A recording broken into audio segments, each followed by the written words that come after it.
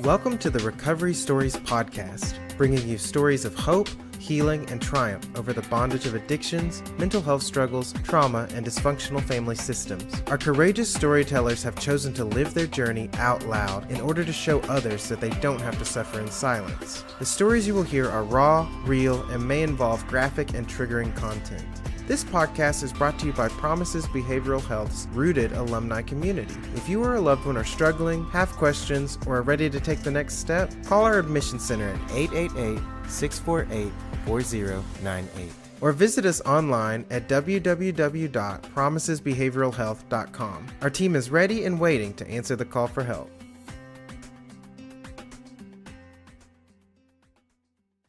Hello, everyone, and welcome to this special episode of Rooted Recovery Stories. My name is Patrick Custer, and I am your host. I'm so glad that each and every one of you have joined us, whether you're watching or listening live or later on replay. We've got a special, extra special episode today, as it is National Recovery Month. We are celebrating in all different kinds of ways. And we've chosen our focus this year at Promises to be Together We Are the Change. And so that can mean a lot of different things, whether, we're talking about the fellowship of recovery, our relationships and things like that. But today we're focusing on together partnering with other organizations that are making a change in the recovery world. And one of those is Sober A.F. Entertainment. And today I have got founder Duke Rumely. Nailed it. Rumely. Knew I was going to butcher that, and I'm so sorry. Right. However, nevertheless, I am so grateful and happy to have you here today. Welcome, Duke. Awesome. Patrick, thank you. And thank you, Promises. Promises has been a real leader, and we appreciate leaders here at Sober A.F. Entertainment and helping us really throw some really killer events for your alumni. So thank you, and thanks for having me on this podcast. Absolutely. Okay, so we're going to hear your story as a fellow in recovery, and I cannot wait to get to it. But yes. I want to bait everybody just a little bit who may not have heard of Sober AF Entertainment. Can we just run through a little bit? At the end, we're going to talk more in depth about it. But can you just give us some stats on the basic gist of Sober AF and some of the numbers that we were talking about earlier about what y'all are doing and how people are engaged? Awesome. Thank you. So Sober AF Entertainment, SAFE, that's us.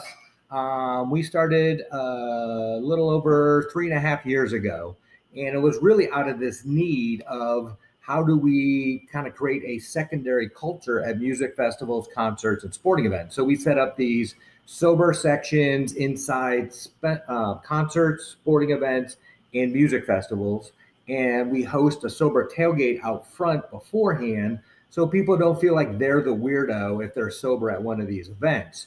And we started off with a couple concerts, and we had 10 and 20 people at our events. And then we did a Rockies game, and we had roughly 150 people show up. So we thought, there's a real need and want. So we have had over 5,400 people attend our sober sections and sober tailgates. And we had another 43,000 people watch virtually last summer when we were doing our music festival. So we did sober support music festivals on Twitch.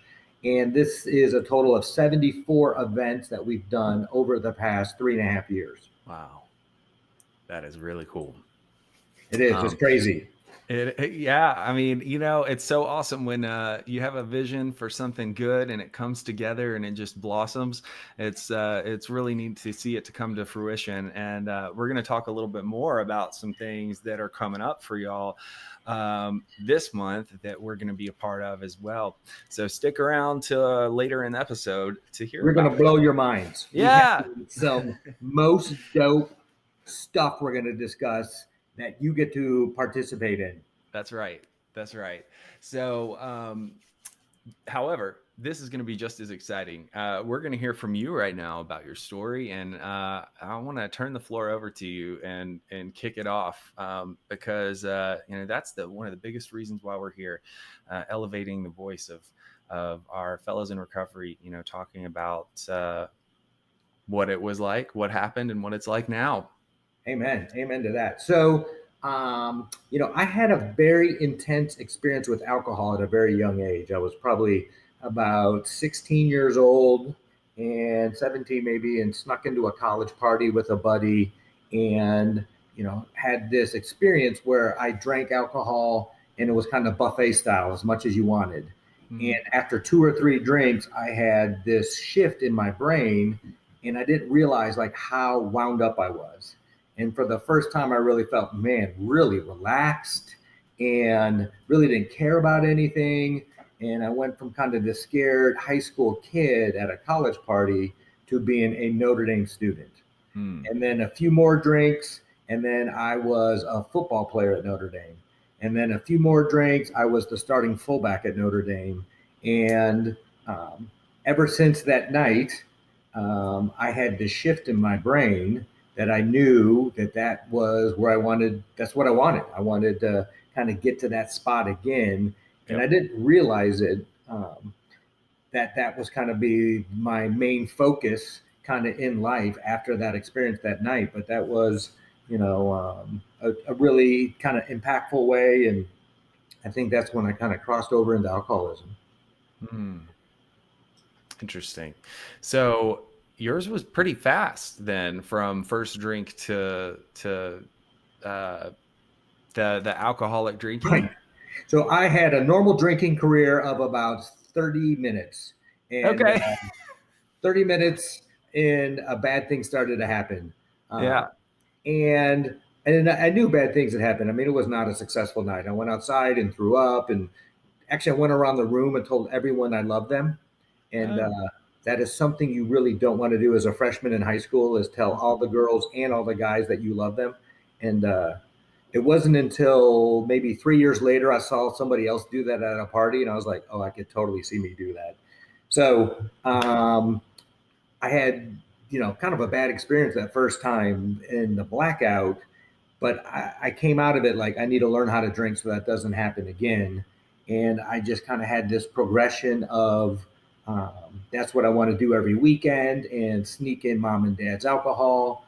At age 18, I think it was my senior year of high school, told my parents I was going to the library, went to a buddy's house and drank Seagram 7 and 7 Up. And next thing I know, I'm in a blackout, getting pulled over by a police car. And I had been rear-ending a buddy's car through a stop sign, being funny, without realizing there was a cop sitting at the other stop sign watching me do this. Oh, wow. And, so at 18, I got a DUI, and that should have been a sign.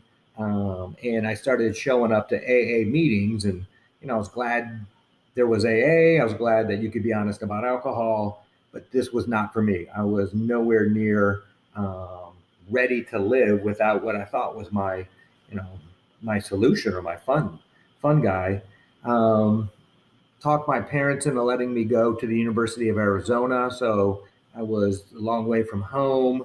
And my sophomore year, over Super Bowl weekend, I went down to Nogales, Mexico, because it was 25-cent Corona, 25-cent tequila, and no drinking age. So it was the perfect never land. Win-win. Yes. So I was down there, and one of my fraternity brothers had fake $20 bills. And he forgot to tell us about his fake $20 bills. And he was actually washing his cash. So he would, go up, pay for the drink with his fake money, take our money that we gave him, and get change. And long story short, as we were walking back to the car, I said, why don't we go back to my favorite bar? We walked in, the federales were waiting for us. Oh, so I wake up the next day in jail in Nogales, Mexico. And I don't speak any Spanish, and there's about 150 of people in jail, and then we were the two gringos in jail. So On That's a little Sun- scary for those Yes. of you listening. My mouth is hanging wide open because I'm thinking, "Whoa, this is a first for a story." I mean, Right. yeah, So I'm man. looking at 12 years in jail in Mexico. So Wow. mom has to fly down. So mom flies down and starts negotiating my release. And on Wednesday, so I'm in jail Friday, all the way now we're in Wednesday. Yeah. She is told if you want your son back, it'll be $25,000. Wow. And this is 1988. And mom says, you know what? I have four other kids at home. This one eats a lot. Good luck, and leaves. So don't play poker with mom. Wow. So the next day, they call her back and say, how does $4,000 sound? So she said, okay, I'll take them for 4,000. So that's my trade-in value, Patrick. If I get drunk again, she can take me back to Nogales, Mexico, and get her $4,000 back. So, Okay, so we're either looking at an extremely good negotiator, or yes, we won't go to the others. Yeah. We'll she just didn't need leave it much at Allen extremely on. good Let's just put it like negotiator. that. She knew Yeah. boundaries, and she knew. So she says to me, like, "Look, I know it wasn't your fault, but if you hadn't been Yeah. drunk, this wouldn't have happened. Right. Fly straight." And what proves that I'm an alcoholic and not a heavy drinker is the following weekend, there's a party in San Diego, and I can't go. There's no way I can go. I got a week of school to catch up on until I see them roll the keg onto the RV. So I'll never forget this happened. My mind changed its mind, right? I can't go. There's no way. A week of school. This is a once in a lifetime opportunity. Mhm. I have to go. So I get on the RV. I go to San Diego, drinking with a different fraternity brother. Come Sunday morning, the RV has left without us because we spent the night at somebody else's house. So now I'm stuck in San Diego, and my buddy's like, "Don't worry, we'll take an RV home." Go out drinking that night. I had yards for the first time, so those 3 foot tall beers, and blacked out, Whoa. and came out of a blackout with a smoke alarm going off, joint in my hand, and I'm looking in the mirror, and I'm in this small Greyhound bus, you know, bathroom in the back of the bus, and I'm looking around trying to figure out what's going on, and I open up the door and peek out, and it turns out I'm on a 737 airplane, and there are 30 rows of people staring back at me, wanting to know why does this plane have alarms going off, and why does it suddenly smell of smoke? And I am more shocked than anyone on that plane, right? Like, what is going on? This was Oh my not the plan. gosh.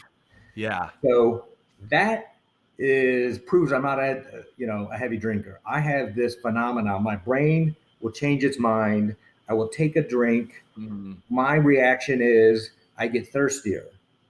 And I thought that was the normal reaction to alcohol. And my mom would always be like, why can't you drink like the rest of us? And I didn't know what she meant. She's like, look, I have two drinks. I catch that buzz. And I'm Mhm. like, that I can relate to. And she says, then I know it's time to stop. Mhm. And that just blew my mind. I'm like, no, no, no, no. It's like first gear and it's time to put the clutch in and go into Right. second gear. Yeah. Right. There's so That's many other levels. What are you right. talking about, You Mom? have no idea. Like that first level is kind of good, but you have to get to two to get to three, to Yeah. get to four, to get to invisible. And And if you're a real pro, you can skip 2 and 3 and get to invisible or yes, 4 you real can, easy. depending how quickly and how strong. So Yeah. that little snippet, to me is what I kind of really lean into. That reminds me, like, hey, I've got this weird mental health issue that in the back of my head is going to tell me it's a good idea to drink at some point.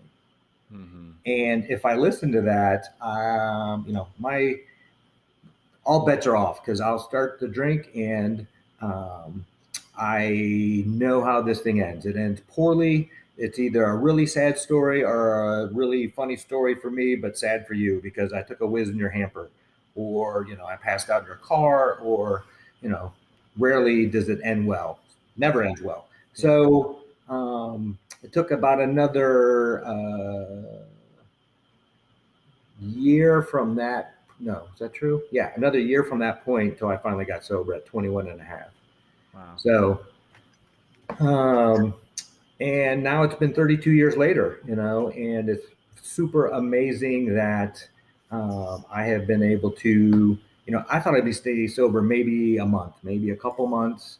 What I were just some of the consequences that led to your I mean, clearly we were just talking about some major consequences, but I'm curious about that period of time leading right up to your, when you finally got sober.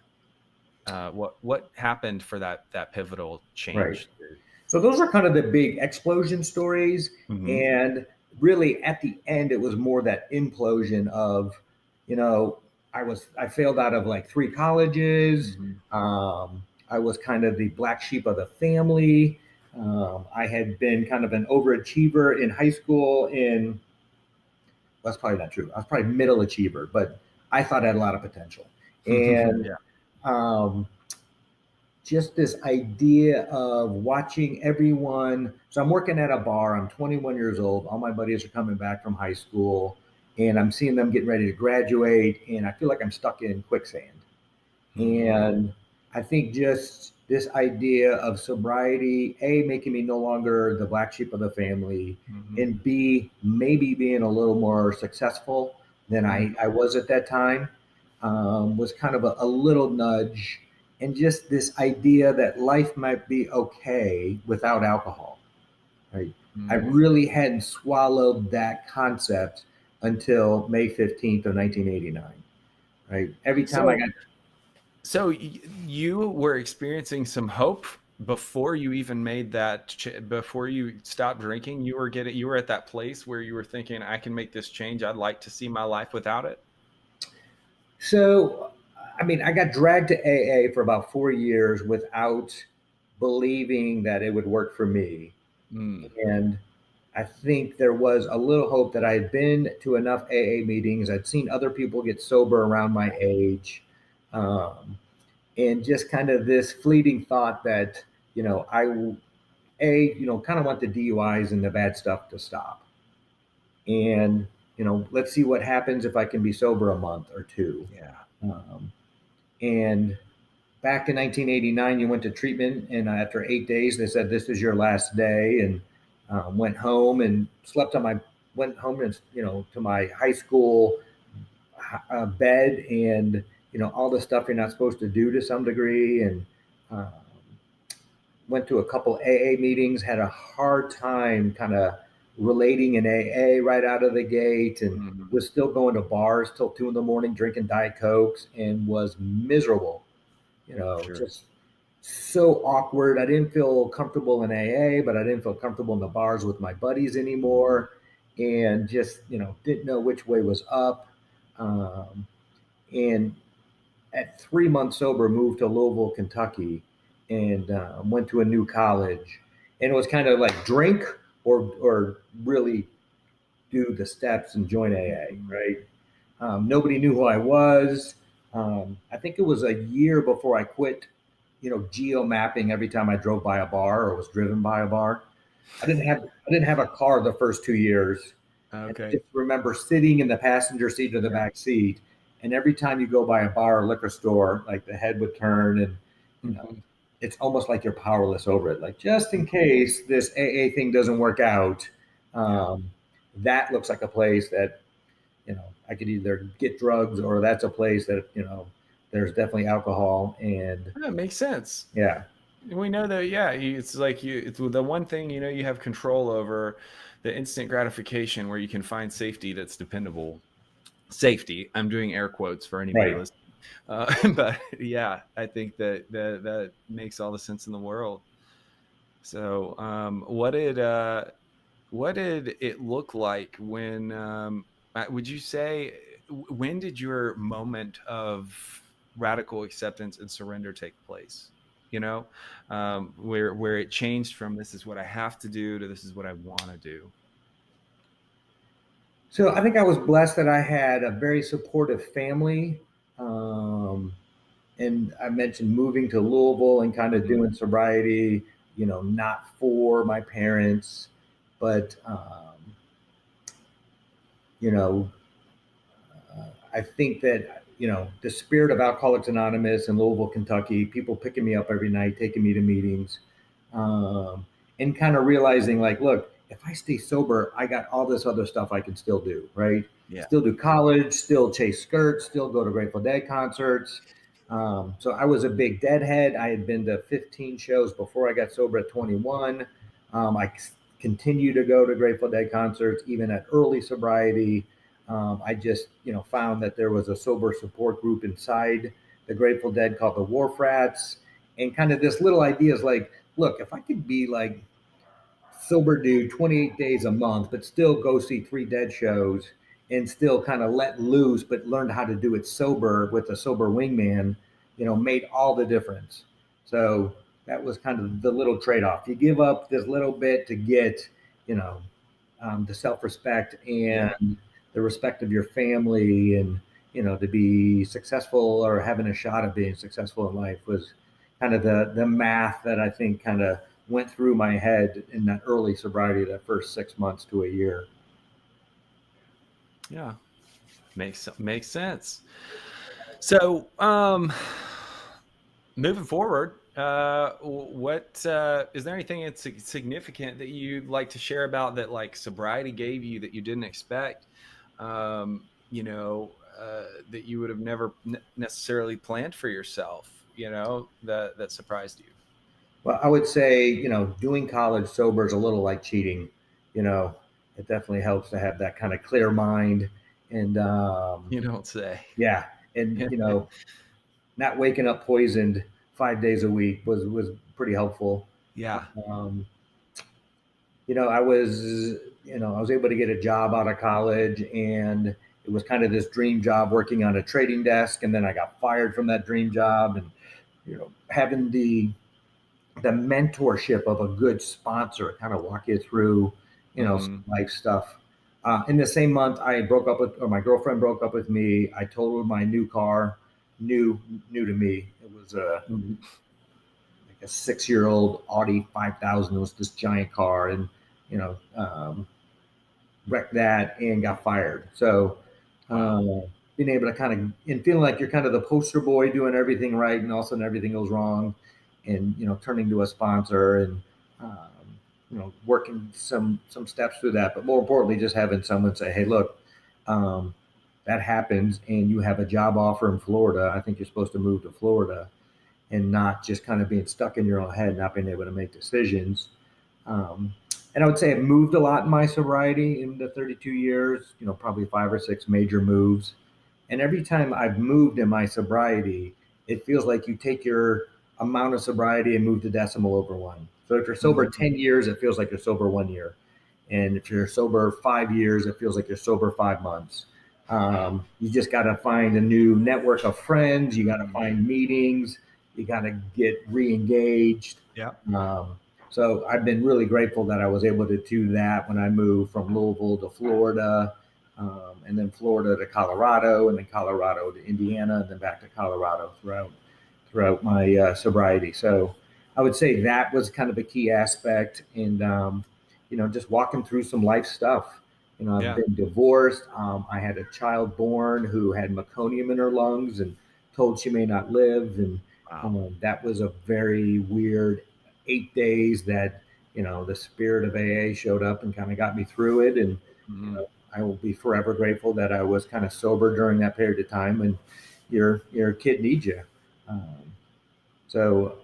I'd say that's been kind of some of the mile marker moments of my sobriety. And COVID's definitely been a weird mile marker, right? I think we all should get 2 years instead of 1 year from this last 12 years has been so weird as Right. A guy who's used to going to 3 meetings a week, and suddenly I was doing Zoom meetings, and that was great, and then it wasn't great, and it was okay, and it was just fellowship. And how do we kind of transition out of that back into in-person meetings? And a big part of my sobriety has been like service and just getting people in the car to go to a meeting, and you can't really do that right now. And trying to do that again is has been really interesting and difficult.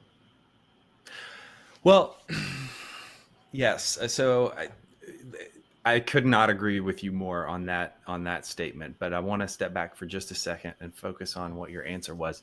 There's no right answer to that question, right? On what's, what the best surprise or what was most impactful that you wouldn't, expect, what have you. A lot of the typical answers I get from people are, that, oh, I got this, that I was able to get a house, or I had kids, my favorite gift in the world, all these things, which are great. And anyone would say this is a huge blessing that I either wouldn't have been able to get or wouldn't have been able to enjoy and would have destroyed it if I hadn't been sober. One of the things that I think really resonates with me in your answer is that you chose to focus on what life brings, right? Like throws at us adversity. It is really rare to go through multiple years of life, no matter who you are, and not have that happen. Life hits us. Nobody promises us when we get sober that the rest of life is going to be a cakewalk just because we removed one of the evils, and that's part of one of the biggest blessings of sobriety is being able to navigate life's problems sober, and being able to look at that as a blessing rather than a curse or something that cripples us. Because I know when I first got sober, that was one of the biggest things, that fears that tormented me. How am I going to handle major illness, anything going wrong in my life, without a drink?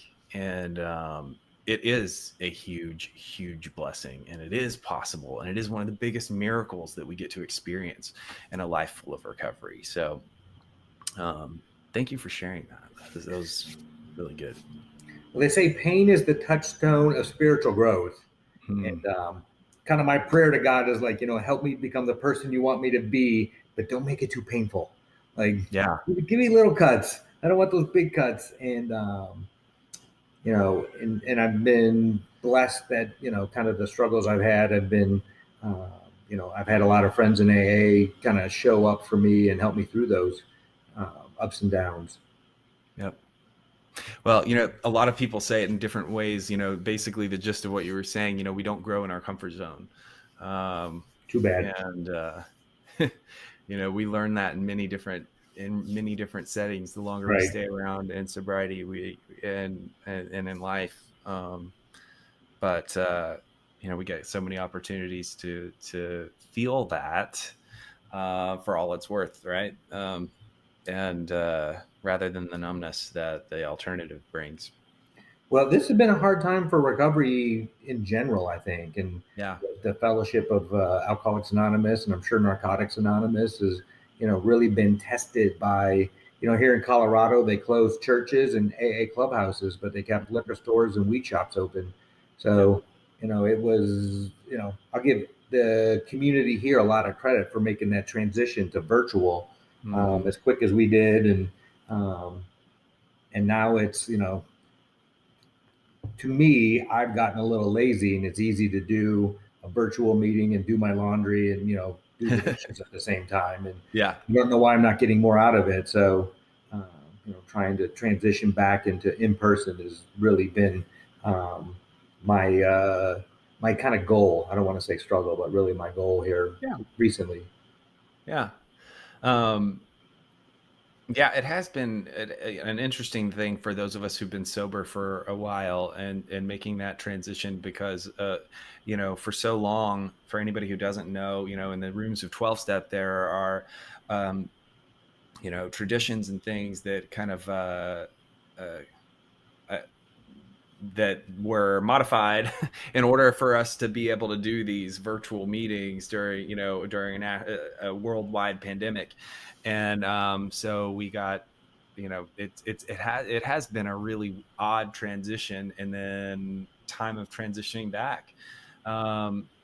We've seen on the side of treatment, not only, with people, period, but especially our alumni struggling, that some who've relapsed, and others who've come very close to it. It really has not been easy on anyone. And whether you're talking about the politics of it, the physicality, the sickness, the isolation, you name it, there are pretty much just every single aspect of life has been affected by this thing. And so it's been more important than ever for us to find ways to stay connected, continue engaging in resources that feed our recovery. And that's actually what this podcast was born out of. When quarantine started, we decided, hey, we got to do something. And I'm so glad we said, after we started experiencing some positive things from it, and getting feedback from people that it was really helping them. We decided to keep it around because it was, when a good thing happens by accident, Right. uh, it's just a blessing. Um, so, you got sober and are living a life, you've gone through the struggles of life, and what have you. You mentioned that you've been divorced in recovery. What was it that inspired you to start Sober AF Entertainment? So, a couple of reasons. I had worked in kind of the intervention slash marketing side of treatment for 8 years. And I kind of felt like we were missing day 31 to day 365, right? Mm, There is definitely a gap that, people leave treatment 75% sober and they kind of waver back and forth. And how do you kind of help someone? And secondly, I had a 20-year-old, actually at the time, a 16 and 20-year-old. And my daughter, who was 20 at the time, was texting me from Red Rocks saying I need to take an Uber home.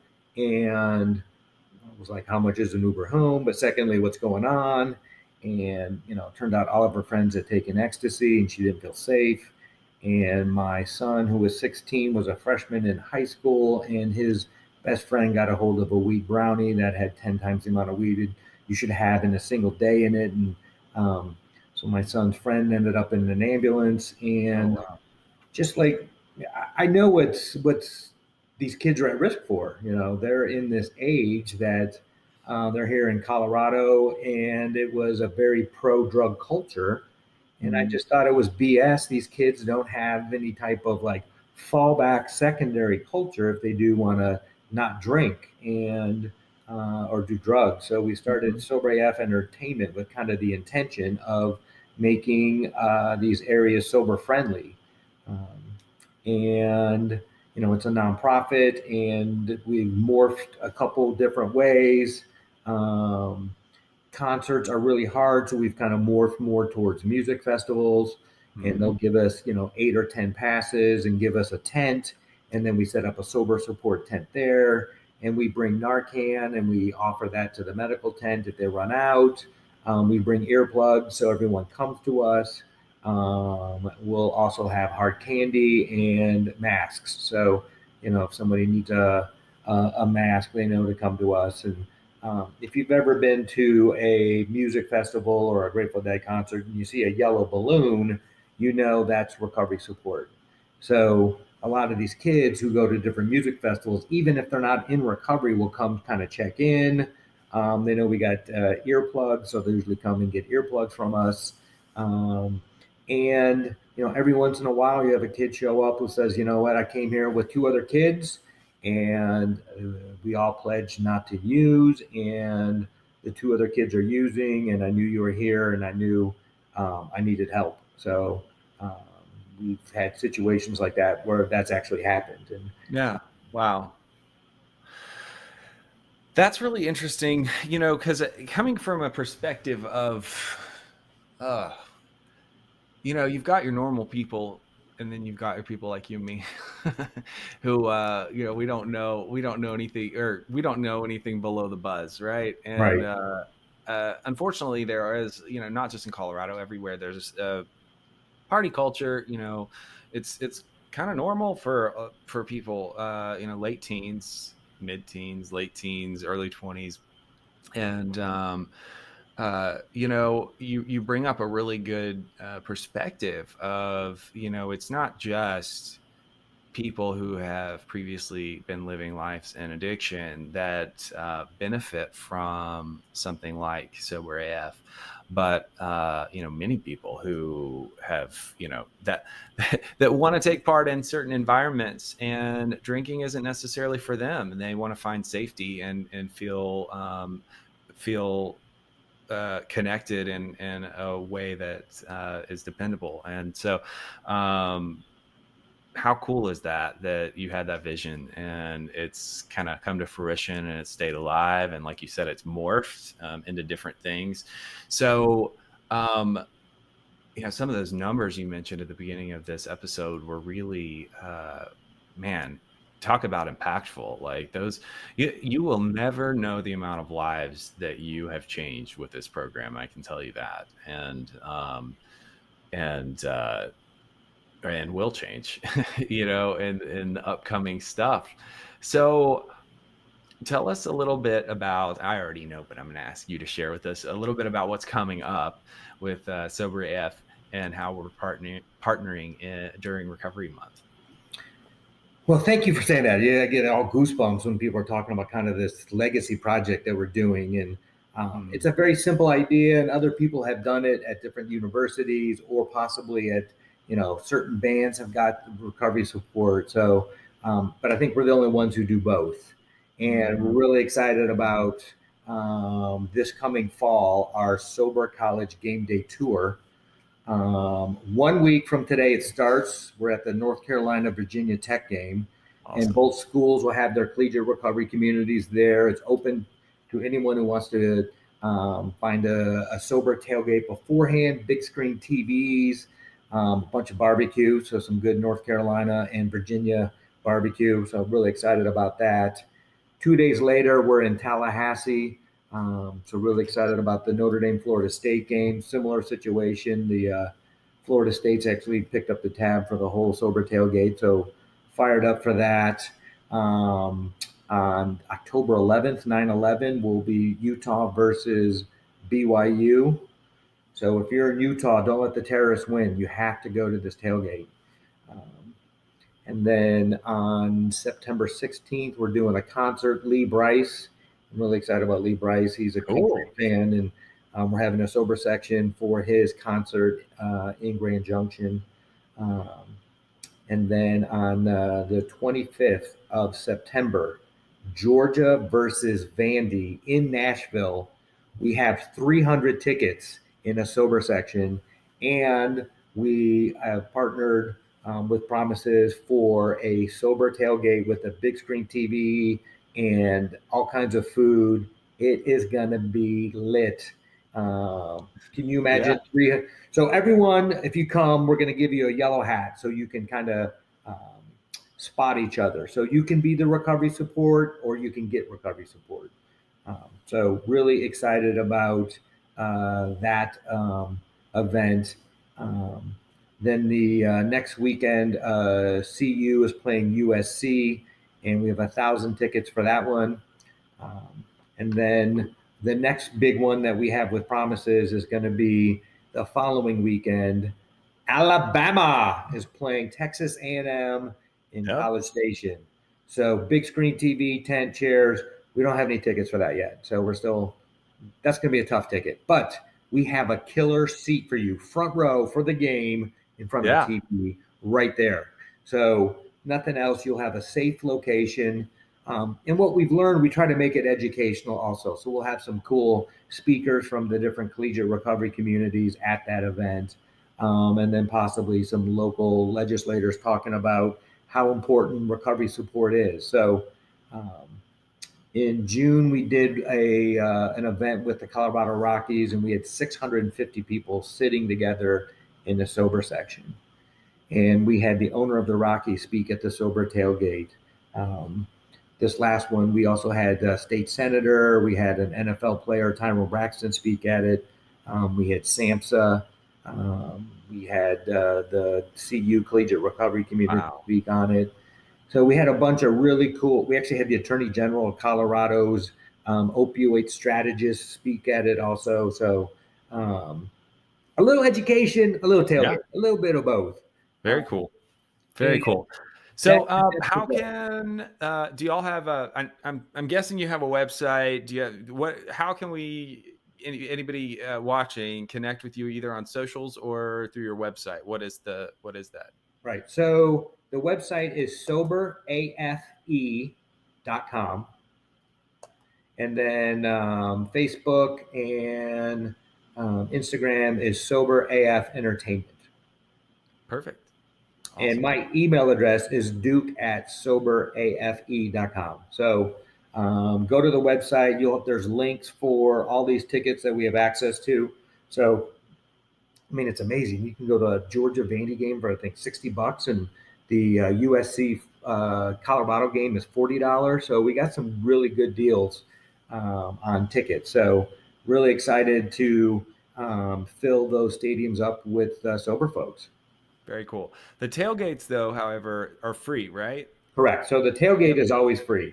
So the 74 tailgates we've have always been free and will always be free. So that's the trick, right? Build community, come have fun, come early, stay late, leave at halftime, whatever you want to do is totally fine. But come, basically find a sober wingman or sober wingwoman to be able to have fun.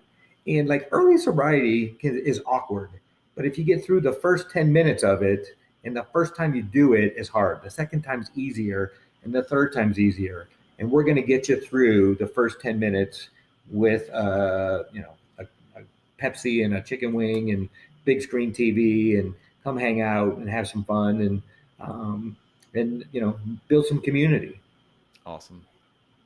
I'm going to mention really quick also, if you we're doing a lot at Promises for National Recovery Month through these podcasts, through the events with Sober AF, and a number of other things. And so if you would like to check all of them out, you can go to our website, promisesbehavioralhealth.com, and click the National Recovery Month button wherever that is on there. I'm not sure what part of the page it's on, but you will be able to find it, I promise you, and navigate and connect to all of those resources. I am really excited about those tailgates. I'm going to be there, and I'll get to meet you in person. So yeah, it's exciting. And yeah, it's going to be really fun. I tell you what, National Recovery Month is one of those things that I've grown to get so excited about. In early sobriety for me, I don't know that I was exposed to a lot of resources or others that were necessarily celebrating National Recovery Month. And now there's so much visibility, and us as a company and people like y'all, there's so many things happening to get excited about. And kind of, I can't remember where it is in our literature in a certain program that we like to take part in that talks about the wreckage of our past, and our recovery in and of itself becomes the bright future, and instead of being ashamed, it's something that our way of life becomes something to be celebrated, that we connect over. And this month just feels like such a condensed version of that, where it's a month long of celebration and positivity. So. Well, we need it, right? Yeah. We need it. I need it. Need it more today than I probably did, years ago. So thank you, Promises, for believing in SAFE and supporting us and supporting your alumni. And we're a very weird, different nonprofit, and really excited to partner with you guys on these two really amazing games. These are the ones I'm most excited about, kind of on our tour. So. Very cool. Those would be wild.